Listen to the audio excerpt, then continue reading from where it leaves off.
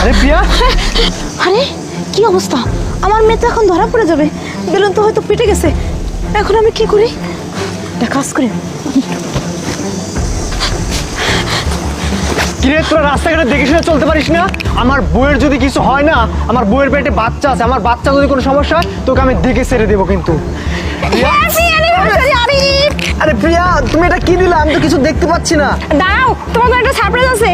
আরে প্রিয়া তাড়াতাড়ি করো, আমার তো চোখ জ্বলতেছে, আমি তো কিছু দেখতে পাচ্ছি না। আরে প্রিয়া তুমি যে না কি করো এগুলা।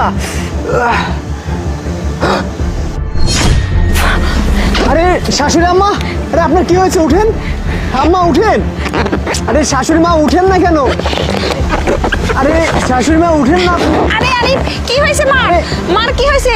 আরে প্রিয়া দেখো না, যে আম্মা যে অজ্ঞান হয়ে গেছে। মা তুলো না। ও মা ওঠো। আরে মা উঠেন। তুই ঠিক আছিস? হ্যাঁ মা আমি ঠিক আছি, ওঠো মা।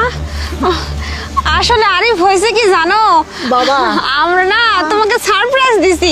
আজকে আমাদের অ্যানিভার্সারি না, তাই আমরা প্ল্যান করে তোমাকে ধরো সারপ্রাইজ দিছি। ঠিক আছে? দূর তোমার সারপ্রাইজ, আমি তো ভয় পেয়ে গেছি।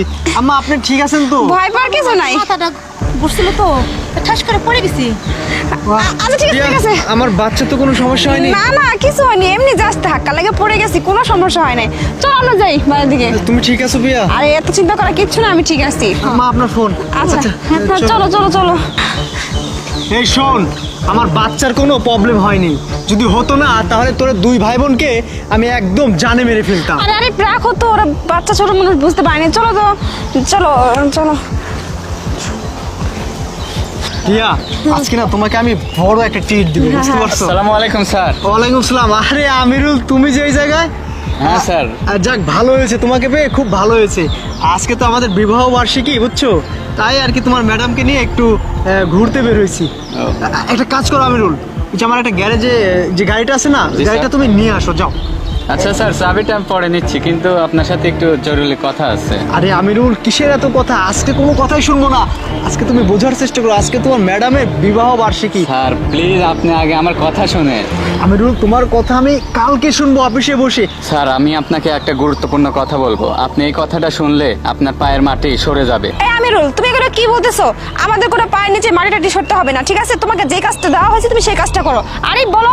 আরে আমিরুল, তুমি কি বলো না বলো।